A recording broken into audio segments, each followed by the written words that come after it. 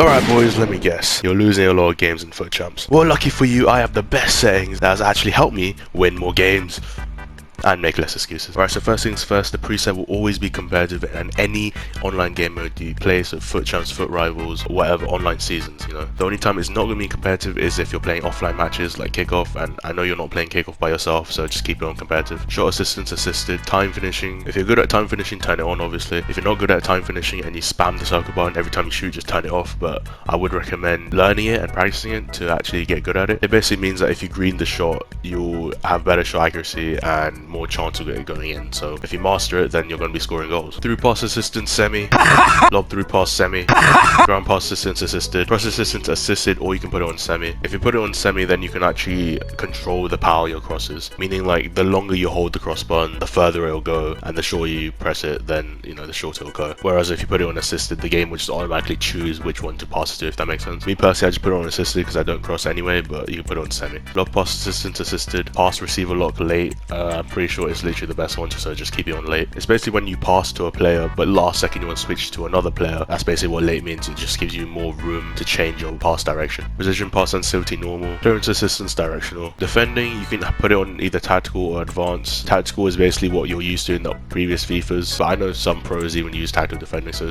it's really personal preference. If you're a casual like me, just use tactical defending. Pass block assistance on. Auto switching, make sure it's on air balls and loose balls. Don't put it on anything else. It's pretty much the best one. Auto switching move assistance none. Right stick switching classic. Right stick switching reference, either player relative or ball relative, is up to you. Player relative I feel is just better for pressing, but I think if you're a new player, just stick with ball relative. Right stick switching sensitivity either 4 or 5. I don't know which one's default, but I just keep it on default. Next player switching classic. The others aren't really that good. The game is pretty good at choosing which players to actually switch to, so I wouldn't really be messing around with this one. I think just classic is the best one. Reaction time modifier, I put it on off. Same with the sensitivity, I put it on 0. Player lock, I turn it on because it's actually really good, but if you're a player that clicks their sticks often, then just turn it off. Save assistance assisted and analog sprint, turn it off. You make sure this is off. Basically, if when you turn this off, it means as soon as you press the right trigger, your players will be sprinting at full speed immediately. Whereas if you had it on, then it would be like a car. So the more you push your right trigger, the faster you'll go. So you'll slowly increase the speed rather than instantly going fast. In the match settings, the only thing I do is hide the quick substitutions. It just annoys me sometimes. I might just substitute a player that I didn't want to substitute. So camera settings is obviously personal preference. What I personally use is co-op with 20 height and 0 zoom. This just helps me see the entire pitch and without looking at the radar too often, so I can see which players are making runs, which players are free, etc, etc. If you don't like co-op, I know it is be zoomed out. The best ones would probably be tele broadcast and tele. The height and zoom you can change as well. You can put it back to like default. I think it was 1010 before. Power shot zoom I turn it off because I just don't like it. For the HUD I use player name and indicator. For the player indicator I use the player name. This one's pretty obvious. You want to see the player's name and not like the player number, I think it is. Yeah, you want to see the player's name rather than guessing the player by their skin race or something. Playstyle overhead indicator, I just turn it off because it just distracts me a bit. Also sometimes I feel like it makes my game lag, so I try to just turn off all distractions. Next player switch indicator, I turn it off. It just hurts my brain seeing too many triangles on the screen, but if it doesn't confuse you, then you can turn it on. Score clock drop down, I actually turn off. Not many people do this. I do it mainly because it just blocks like the top of my screen. Obviously when there's a red card, yellow card, injury, substitution,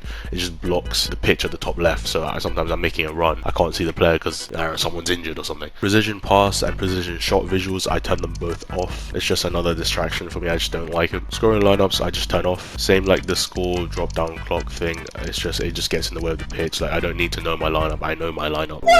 Connection monitoring, I put it on ping only, so I can obviously see my ping to make sure I'm not lagging. And yeah, that's it for my settings video. I know these are like very basic settings that everyone probably uses, but sometimes EA does like these random default settings that you don't really need, so it's mainly for the new players that don't know what they're doing. But if this video has helped you out, please leave a like and drop a comment. This year I'm tempted to do a live stream of an RTG, so I think that'll be pretty fun, along with obviously pro clubs, funny moments with the boys, and other cool fun ideas I have in mind. So if you're new around here and you don't want to miss out on those, please do subscribe and turn on notifications, and also let me know if the subscribe button lit up when I said subscribe, because apparently that happens. I don't know. Let me know in the comments if that did. That's all for today, guys. Thank you guys for watching, and hopefully I'll see you all in the streams. Bye bye.